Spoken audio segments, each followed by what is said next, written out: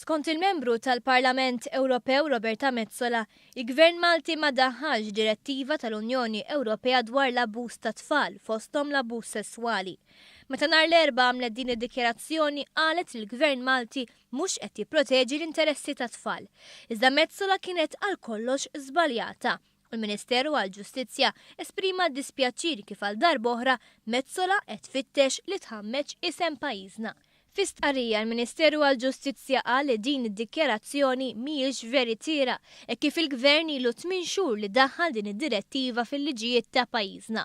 Fil-fatt, fit-18 ta' Marzu tal-2014, id-deputati tal-Partit Nazzjonalista stess kienu ivvutaw favur dawn l-emendi.